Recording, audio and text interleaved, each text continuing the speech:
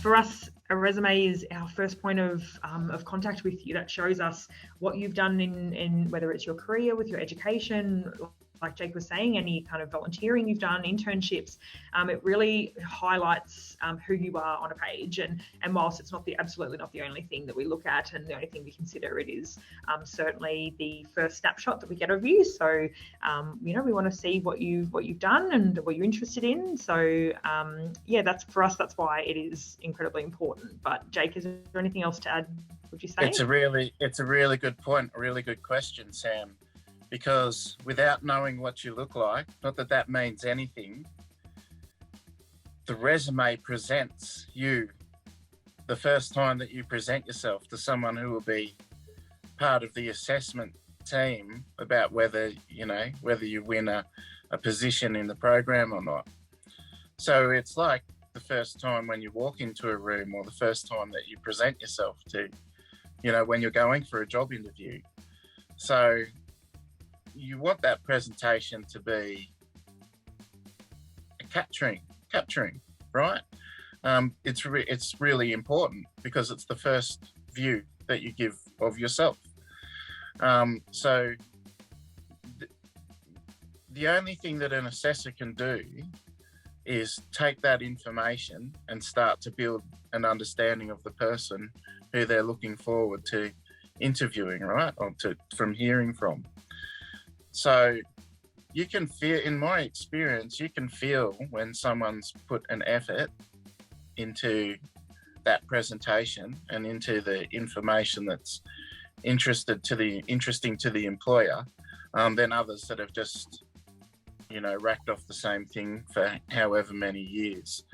So I think it's really important, and it's really important to tailor it to the job that you're going for. I think that they should always look a bit different for each job that you're going for, because that also shows that you've thought a bit deeply about what you're going for, which is for the employer is attractive as well, right? Oh, look, this person's talked a bit, they've looked us up, they've mentioned our values and behaviors.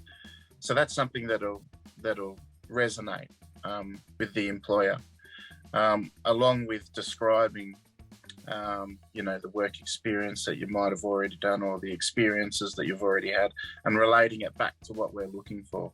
So that just my 2 cents there, Sam. Really, a resume is really important because it is that first foot in the door kind of concept. It's the first thing, the first piece of paper. I don't know what it'll be like in the digital world. Maybe it'll be like a little, I don't know, Snapchat or TikTok or something like that. But for now, this is the first presentation of yourself.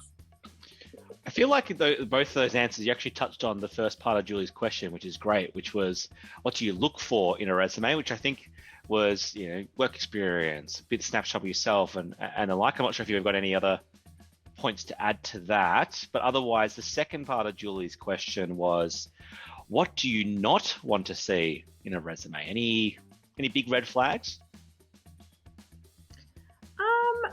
I don't think I've ever been asked that. I guess it's probably not about necessarily omitting things from your resume if you think they're important, but maybe the length of a resume, making sure that it's condensed, that you're actually just highlighting the really key pieces of information, your qualifications, your experience, any volunteering work you've done or internships, anything like that. Maybe a small objective at the start, in 2 sentences, tell us who you are or what you're looking for in a role or your career, is always really handy. I think, alongside our process, alongside application process, alongside your CV, you do have to submit a 500-word response to a question, and that really highlights. It gives you a bit more of a bit more freedom to actually showcase who you are and really explain, your skills and experience and your desires and, what you're after in your career and how that can relate to the ACT Public Service. So certainly there's a bit more scope to do that beyond a resume, but certainly, I mean, my only thing would just be, condense it, make sure it's short and sharp and punchy. Jake, anything to add? Always keep up with the best practice. They change a lot. You know, there's even commentary about, do I put a photo on there now or not? And, you know, that's not something that we really mind, to be honest. The red flag things would be about anything that's not got to do with the job that you're going for. You know, but I've juggled with that myself. For example, there's been times when I haven't put on a resume that I go for the Mighty Canberra Raiders, which could be detrimental to me, to the way that I'm perceived as well. And there's been other times when I've put it on there, for example, if I'm going for a job in Canberra. But also, I'm the type of person that wears my heart on my sleeve. So that's a passion of mine. So it's going to come out one way or another anyway.